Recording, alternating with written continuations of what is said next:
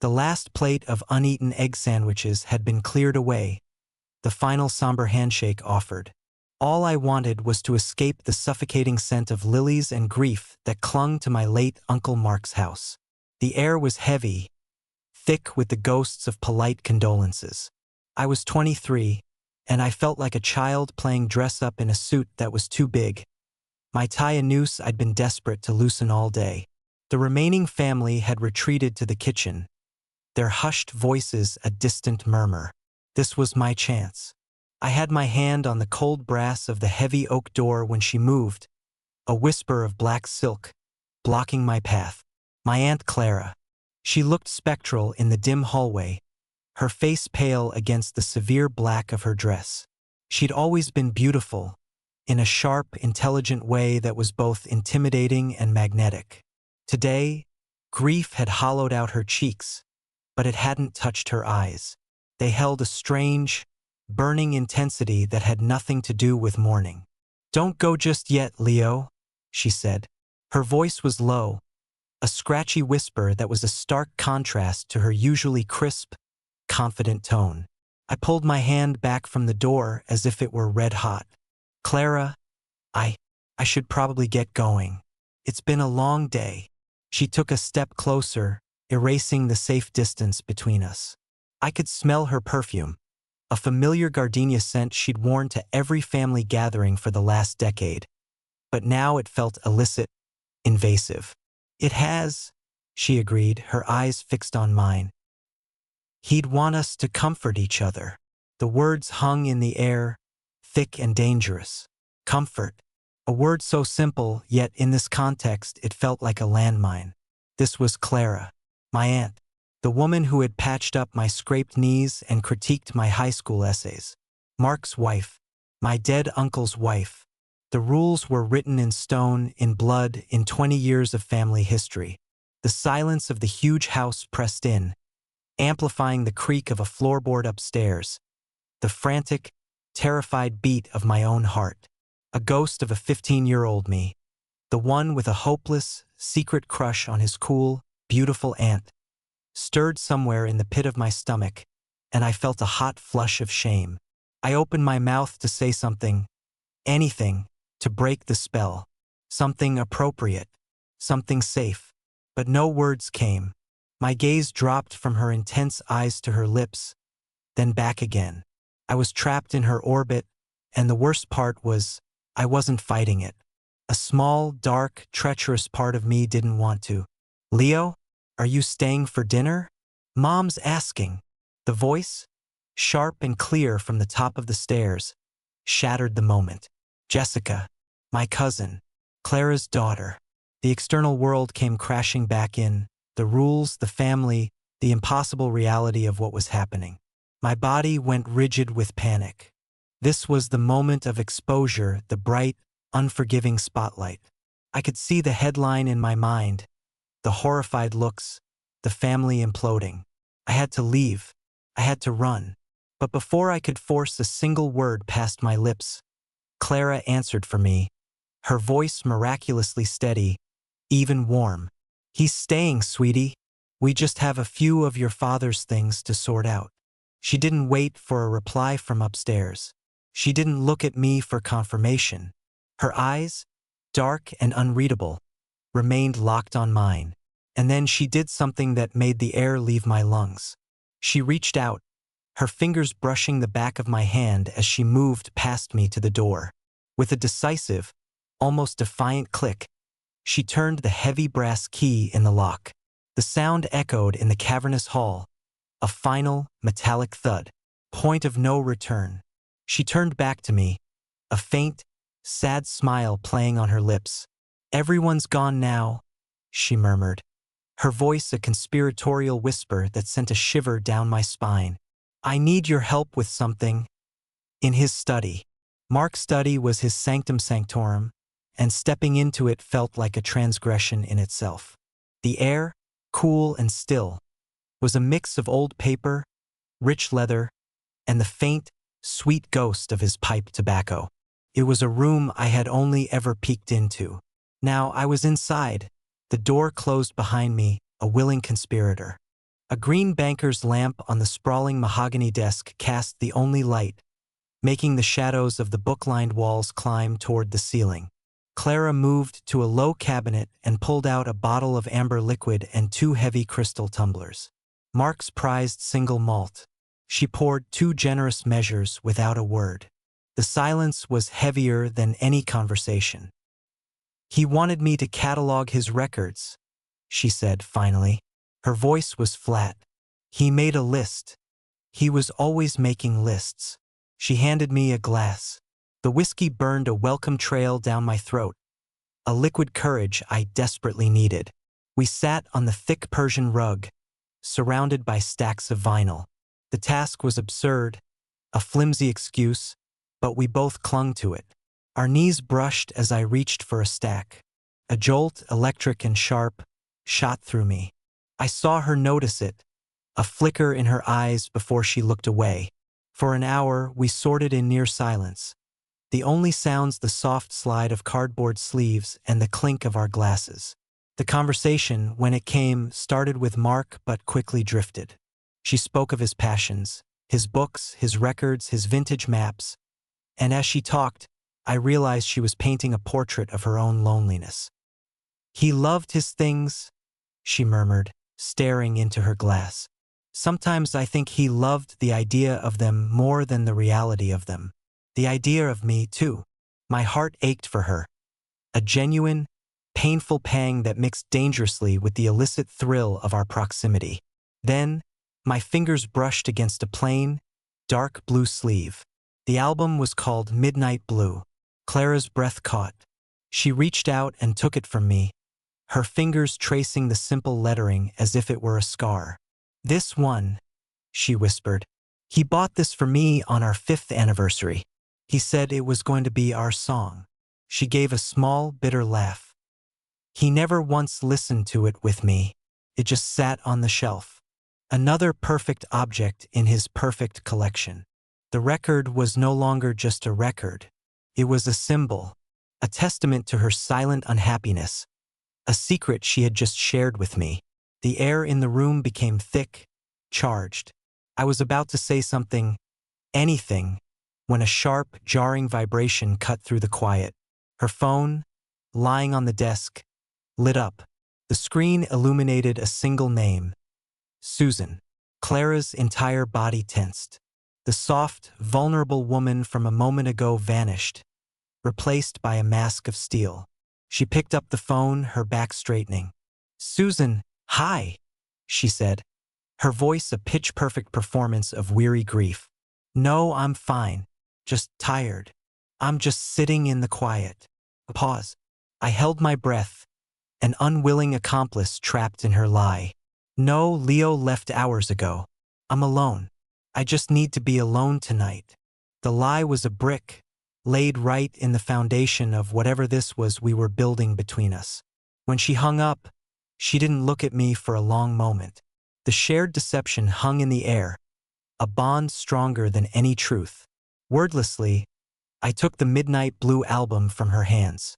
I walked to the vintage turntable on the credenza, my movements feeling dreamlike. I lifted the needle.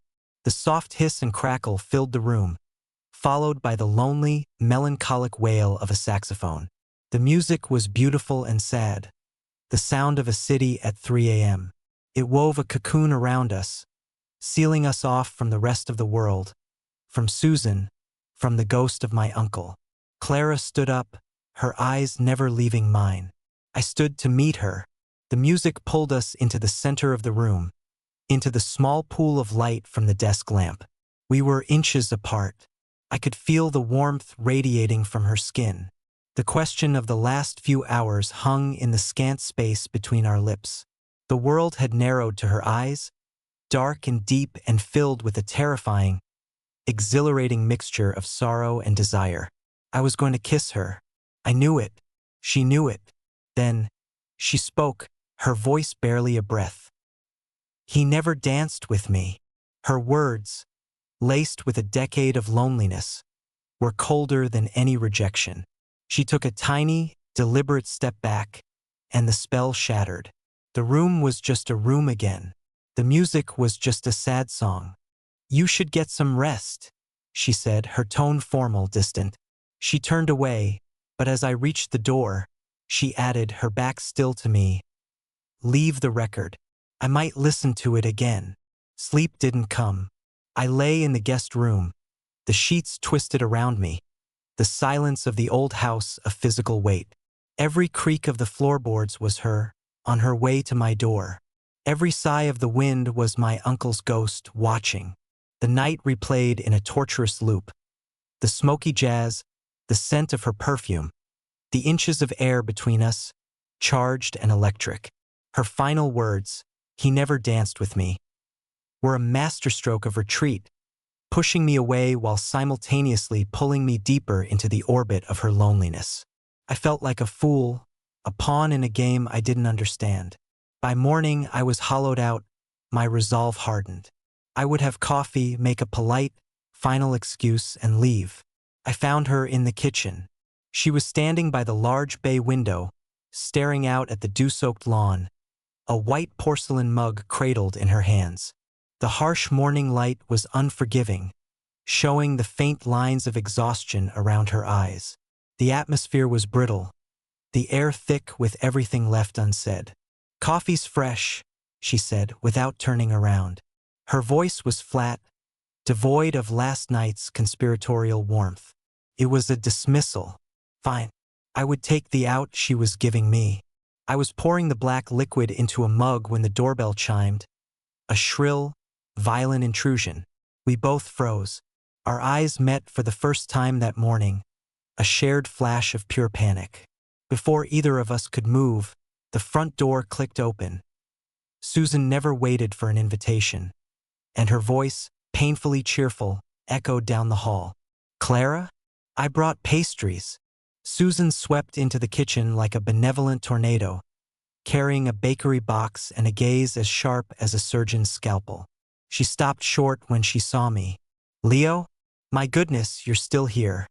Her smile was wide, but it didn't reach her eyes. Her eyes were for Clara. "Honey, you look like you haven't slept a wink. I told you you shouldn't be alone." Her concern was a weapon, and it was aimed directly at the secret hanging between us. This was the moment of reckoning. This was my chance to run. I could feel the escape route opening up, a clean break. "I was just leaving," I could say. "Just wanted to say a final goodbye. It would be easy. It would be safe." Susan's gaze pinned me to the floor. "Actually, Leo, could you be a darling and grab the rest of the bags from my car? My hands are full." It was a classic divide-and-conquer maneuver. She wanted me alone. She wanted answers. I looked at Clara. Her face was a pale, fragile mask, her knuckles white around her mug. In that instant, I saw the chasm she was standing on the edge of. I saw the loneliness she'd confessed in the study, the years of being an object on a shelf. And I saw Susan poised to push her in. The 15-year-old boy with a crush was gone.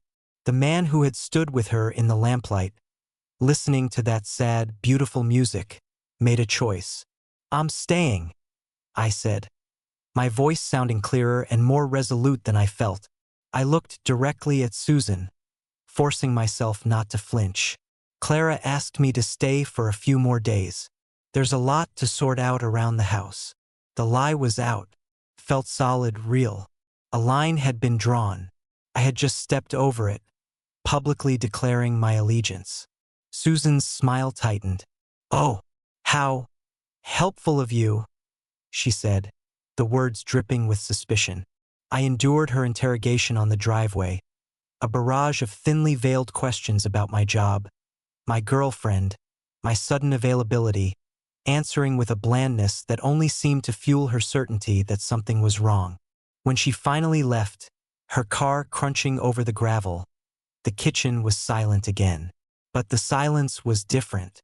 The awkward tension was gone, replaced by the humming energy of a shared conspiracy, a victory one.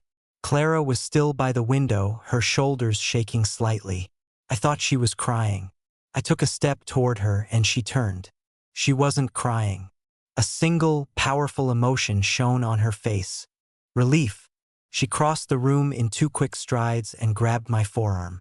Her grip was strong, her fingers digging into my skin. "Thank you," she breathed. It wasn't just gratitude. It was an admission, a confession. Her eyes flickered towards the hallway that led to the study, where the midnight blue record sat, a silent witness. The symbol of her lonely past was now the emblem of our shared, dangerous present. My heart was hammering. The risk had paid off, but the stakes were now terrifyingly high.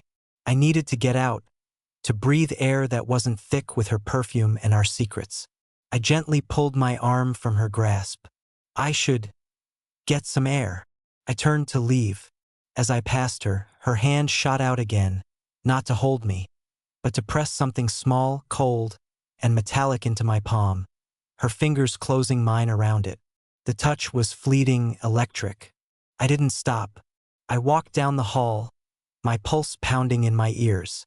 In the shadowy entryway, by the door I had failed to escape through, I opened my hand. It was an old, heavy, ornate brass key. I looked back. She was standing in the kitchen doorway, a silhouette against the bright morning light. She met my gaze, and her lips formed 2 silent words. The attic. The brass key was heavy in my hand, a solid, undeniable weight of consequence. The house was a tomb after midnight, every creak and groan of its old bones magnified in the silence. I didn't use the main staircase. I took the narrow, winding service stairs at the back of the house, my footsteps muffled on the worn carpet runner. It was the path of a thief, a conspirator. My heart hammered a frantic rhythm against my ribs, a drumbeat of terror and anticipation. The attic door was at the end of a short, dark hallway, warped with age. The key slid into the lock with a well-oiled click. Mark had kept everything in perfect order. The air that hit me was thick and stale, the smell of a century of forgotten things. Old wood, drying paper, dust. A single, bare bulb hung from a central rafter, its weak yellow light illuminating a graveyard of furniture draped in white sheets. They looked like an audience of silent, disapproving ghosts, and she was there waiting. She sat on an old wooden steamer trunk, a solitary figure in the vast, shadowed space. The pretense was gone. This wasn't about sorting things. This was a destination. "I wasn't sure you'd come," she said, her voice small in the cavernous room. "You knew I would," I replied, closing the door behind me. The sound was soft, but it sealed us in. As I took a step toward her, my pocket buzzed. The vibration was a violent intrusion from another world, the world outside this dusty sanctuary. I pulled out my phone. The screen was a bright, accusatory rectangle in the darkness, illuminating a picture of my girlfriend, Sarah. Her smiling face was a relic from another lifetime, a life of simple truths and easy affection. The text message read, "Miss you. Everything okay? Call me when you can. XO." For a long second, I just stared at it, at her smile, at the life I was setting on fire. Clara watched me, her expression unreadable. I could feel her waiting to see what I would do. It was a test. With a deliberate, steady hand, I pressed the button on the side of the phone. The screen went black. I didn't just silence it. I turned it off. I placed the dead phone face down on a dusty, sheet-covered table, a small sacrifice on an altar of secrets. The message was clear. I was here, nowhere else. A barely perceptible sigh escaped Clara's lips. The last of her armor seemed to melt away. "He bought this trunk for our honeymoon," she said, running a hand over the scarred wood. "We never took one. He was always too busy with a new acquisition, a new project." The confession I had glimpsed in the study now poured out of her, raw and unfiltered in the dusty silence. "I wasn't a wife, Leo. I was a curator. The curator of his perfect life, his perfect house, his perfect reputation. I was his most valuable piece, but I still spent most of my life on a shelf, gathering dust just like all of this." Her voice cracked on the last words. "This wasn't seduction. It was the stark, painful truth of a woman who had been invisible for 2 decades. I closed the distance between us, sitting beside her on the trunk. I didn't touch her. I just listened. "Susan knows," she said abruptly, her voice dropping to a terrified whisper. The external danger, which had been a vague suspicion, now became a terrifyingly sharp reality. "She called again, after you went upstairs." She was trying to sound casual, but she wasn't. "She said she drove past the house late last night, on her way home from a friend's. She saw your car was still here." The blood ran cold in my veins. She was checking. She was checking," Clara confirmed, her hands twisting in her lap. "She knows I lied. She said she's worried about me, that I'm vulnerable. She's telling people she needs to keep a close eye on me." The walls of the attic, our supposed sanctuary, suddenly felt like they were closing in. Susan wasn't just a nosy sister. She was an active threat, an investigator. Our secret wasn't safe. It was already leaking, poisoning the ground around us.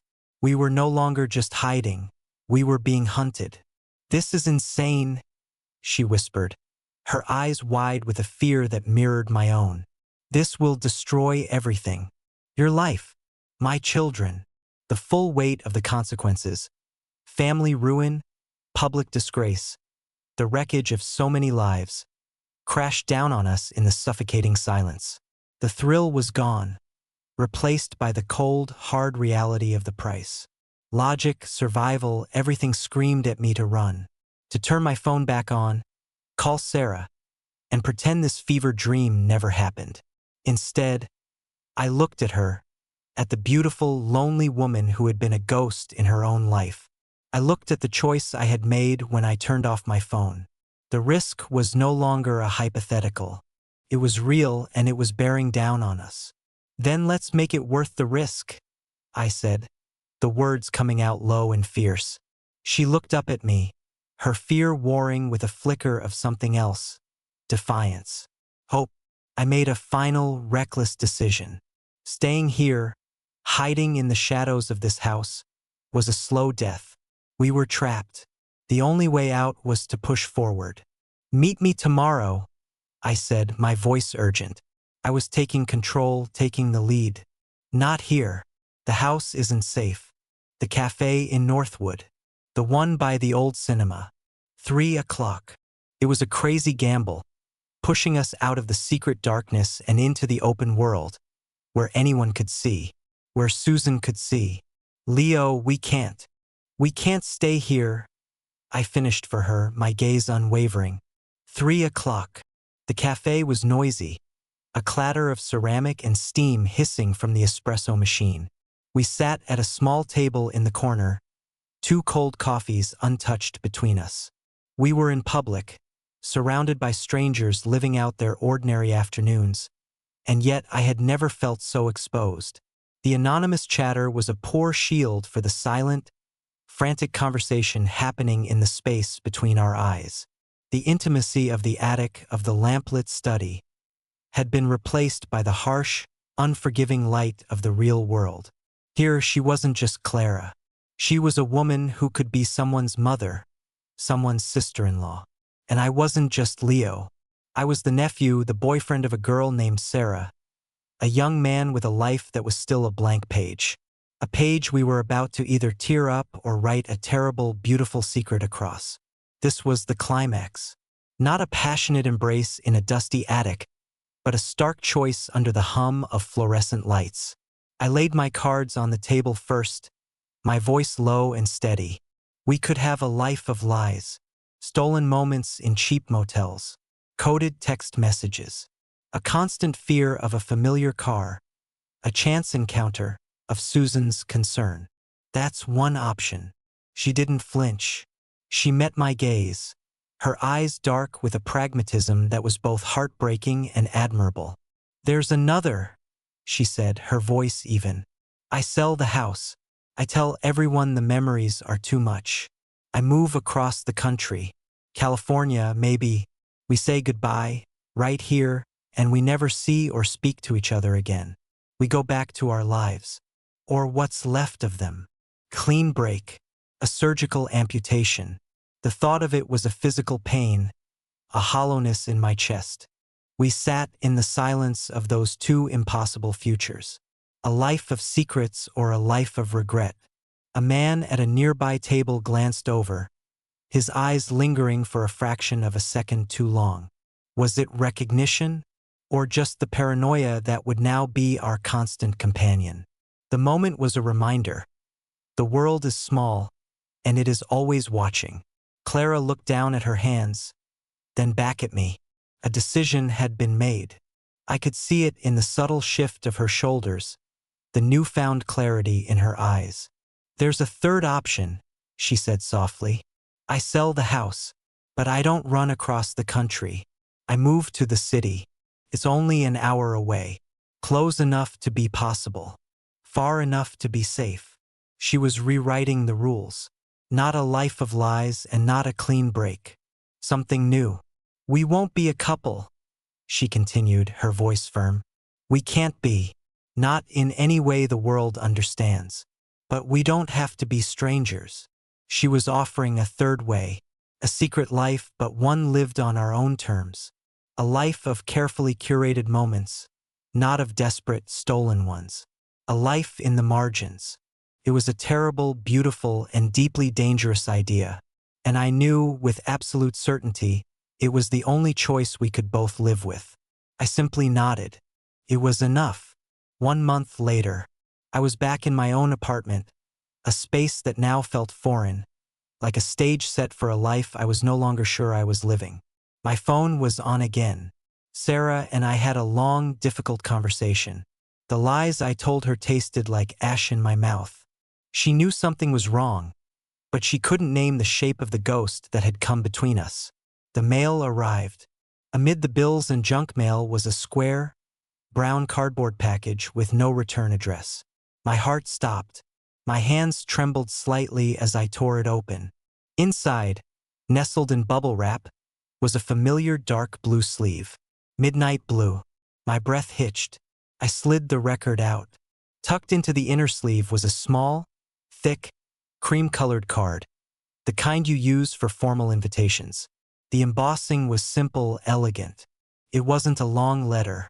It was a single sentence, written in Clara's sharp, intelligent script.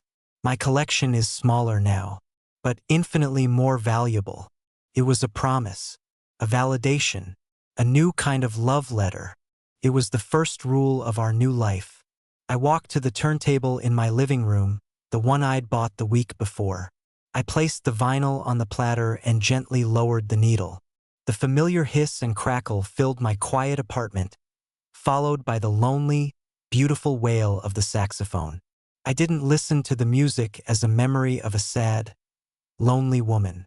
I listened to it as a message from the woman who had burned down her old life and was building a new one, a secret one, with me.